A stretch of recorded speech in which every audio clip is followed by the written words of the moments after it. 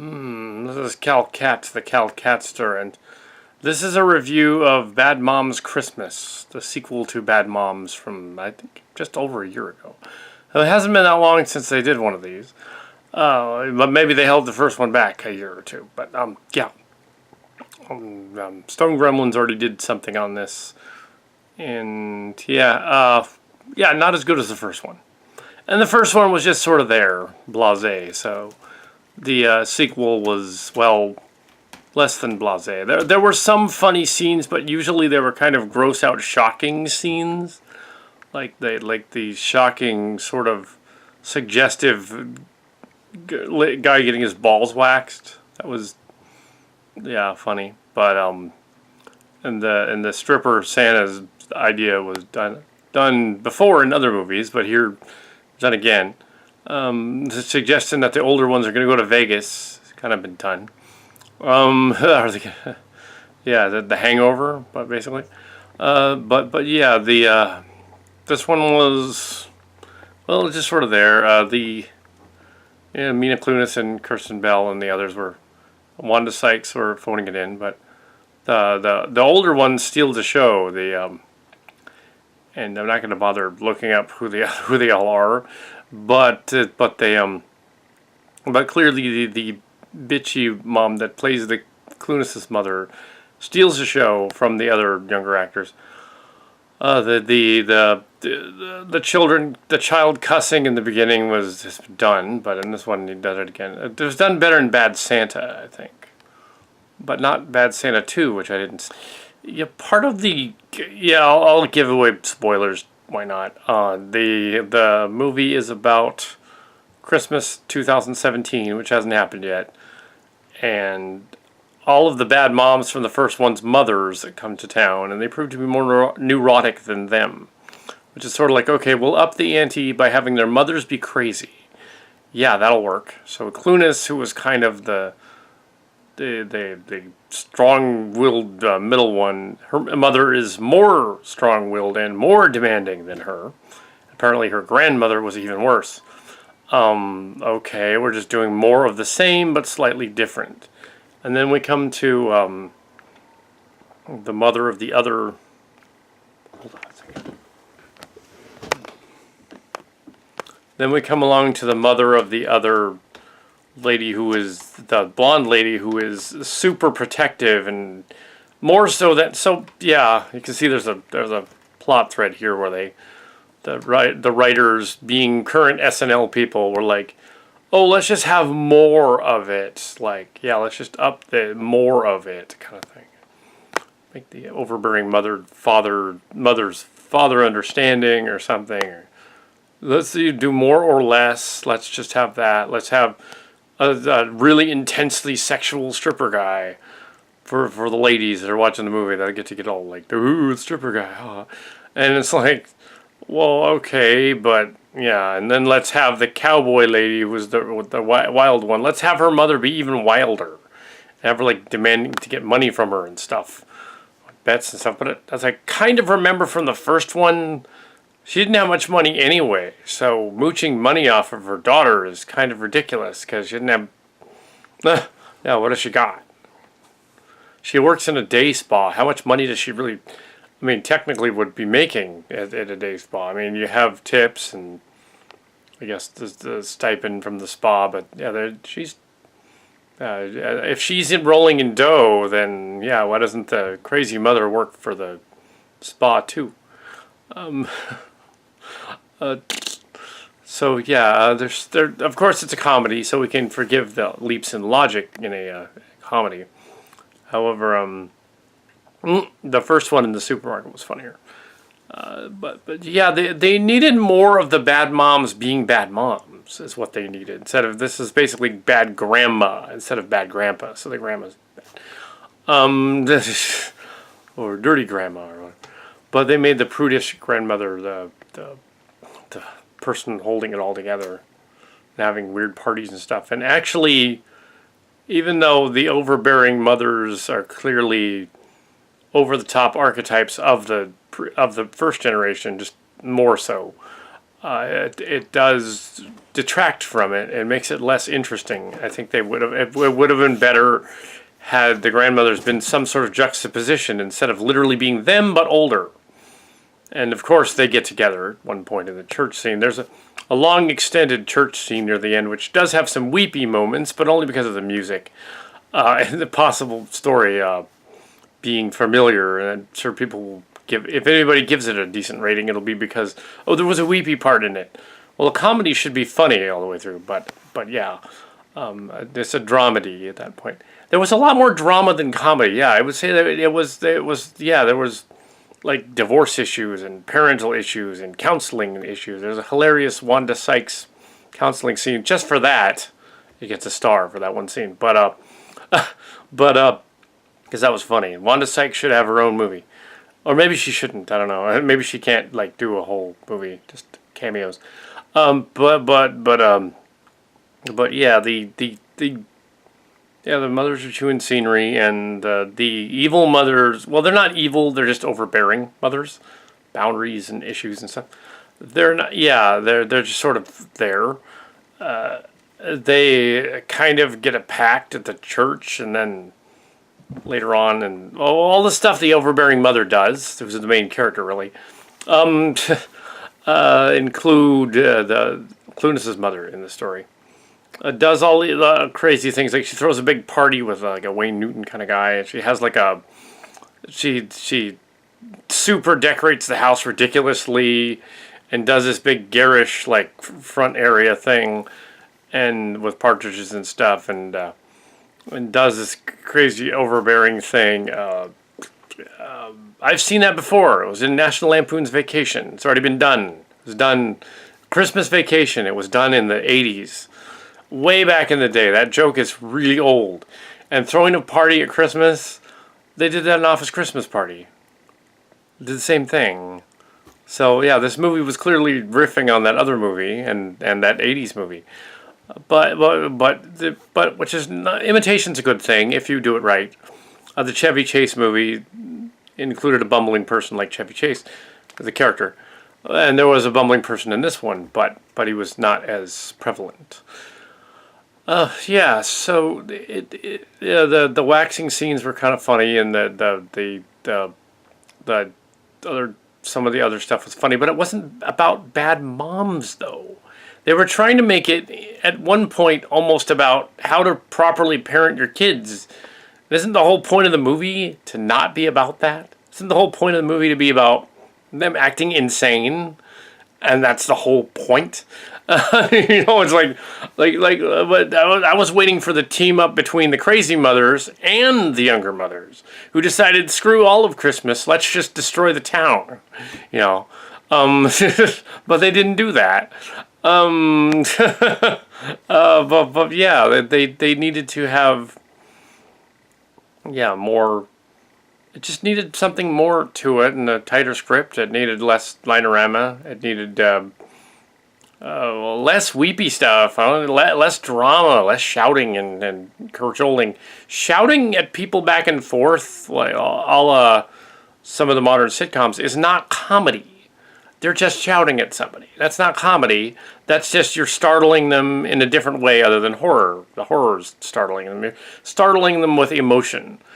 Comedy is about a juxtaposition of character, event, or situations.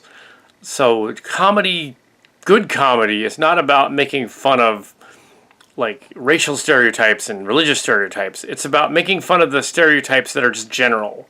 Making fun of, self-effacing, making fun of. If Clunis's character had been more like, oh yeah, well, the only reason I'm a slacker is because you suck.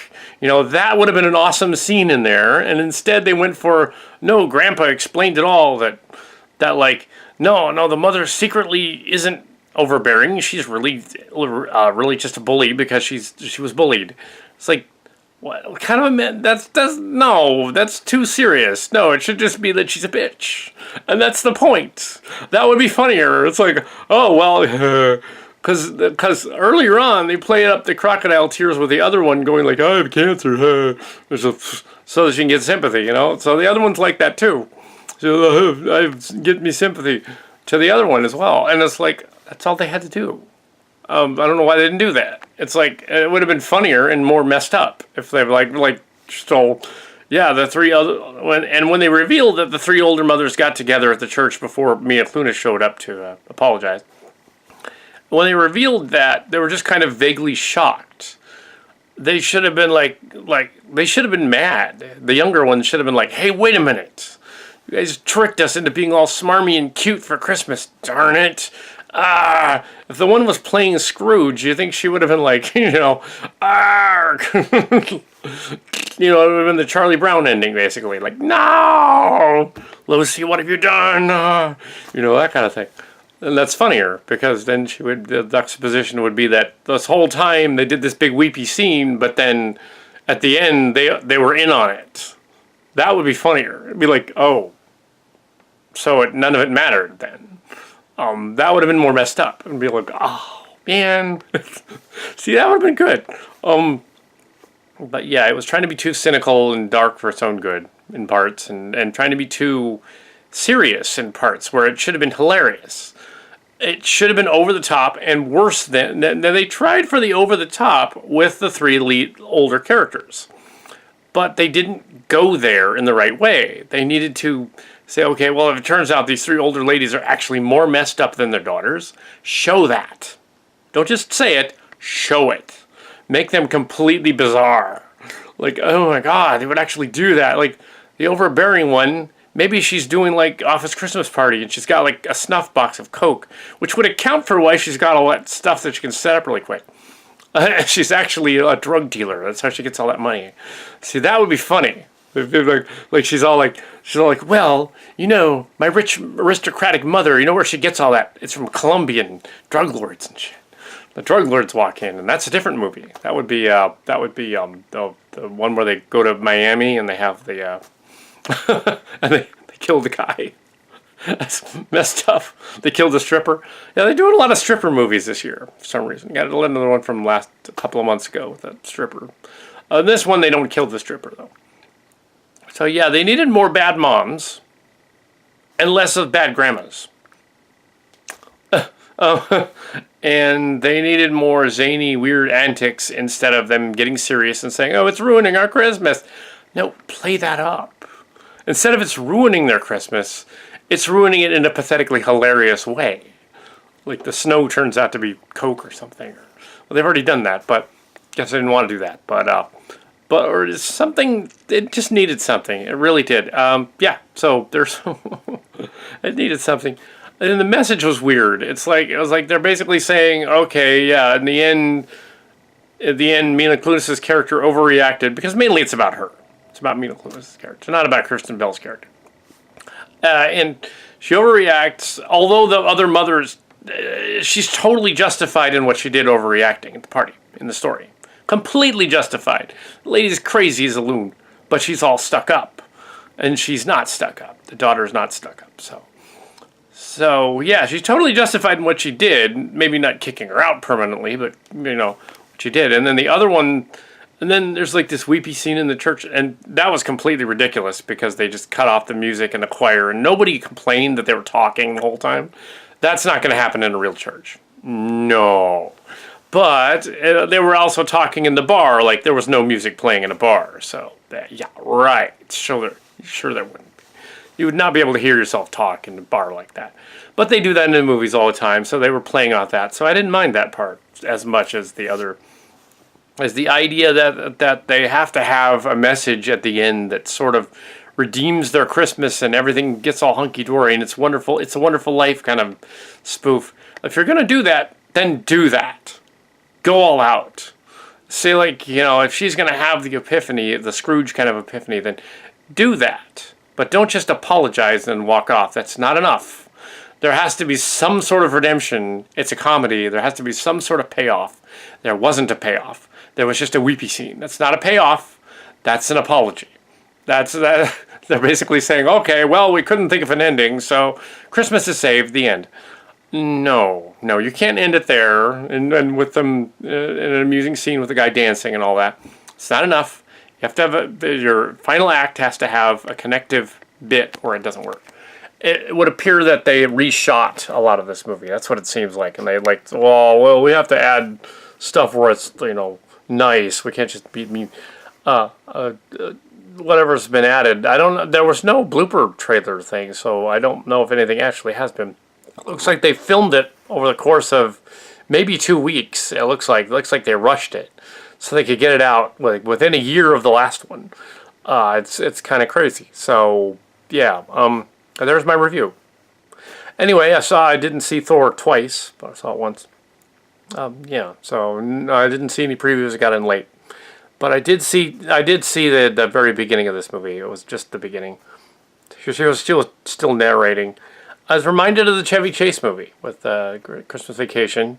I also reminded of Home Alone when they went to Christmas. I think it was the third or fourth one. They all did that around the holiday season for the Home Alone movies. Also, they were better movies than this. Let's see what else was fairly decent back then. Yeah, they did all. Yeah, it wasn't great. It was okay. It was 1.5, 2 stars, maybe. Not that great. Not it's nothing to write home about. Nothing to write on a Christmas card about. And I think the point is that everybody that has an overbearing parents or family isn't going to be so much amused by this as just kind of, I'm squeamish in the theater. Yeah, and that's just not good. So, you know what did this? You know what? A movie that did this better, the overbearing parents, was A Big Fat Greek Wedding. Actually did that right, and like Water for Chocolate did that right. That was like Water for Chocolate was more of a drama, but yeah, Greek Wedding was really well done. So that one was well done. Yeah, they did that right because it's like, okay, it's a Greek wedding. Yeah, so think of back in the day what Mel Brooks would have done with this script. That would have been different. That wouldn't have been Greek. That would have been Jewish. Now, a Jewish wedding movie. Yeah, it's something like a classic. Rob Reiner or Reinhold or somebody like that would have done back in the day. John Hughes would have done.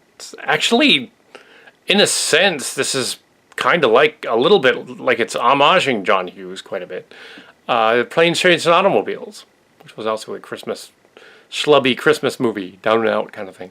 And even there, they played to the strengths of the characters and what they were doing, and although it's a slower movie, Planes, Trains, and Automobiles, it's you get a sense of what's going on, and the weird stuff is weird and stays that way all the way to the end.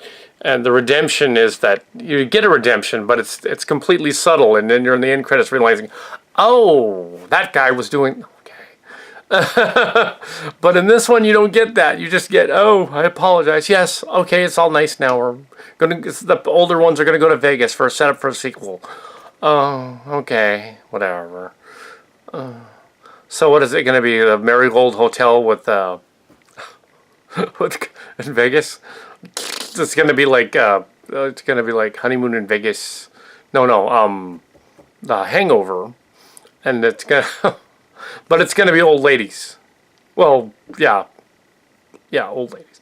Anyway, so that's my review. Anyway, so.